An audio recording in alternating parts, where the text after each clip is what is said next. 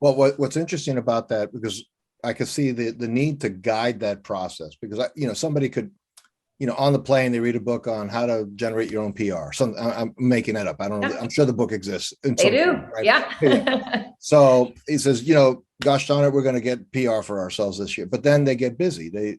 That's what happens. So I see that the role of like a PR firm is you have to actually drive that process. But the other side of that is it also will require a fair amount of work on the part of your client or whoever the company is.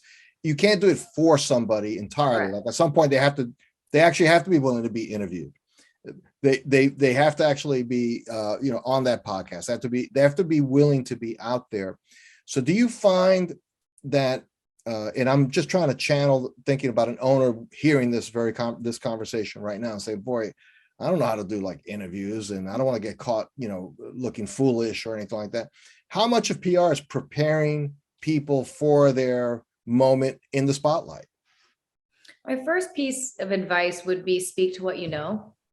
And it's no different than if given the choice to give a presentation in front of 200 people, you're going to pick something that you're passionate about and that you know. So we don't put our clients into situations where they're being interviewed about either a new technology or a trend that they're completely ill-informed and they're going going on the fly.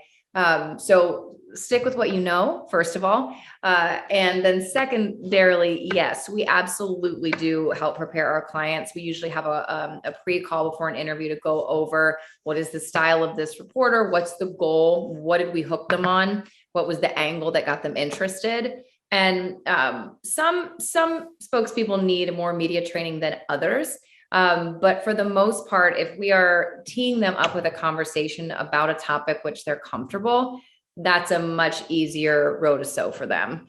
But you absolutely want to know what you're going into. And certainly we're also not setting up our clients with reporters who historically are looking for a side story or looking for a way to take someone down. We do our homework too to make sure that those are pretty safe conversations.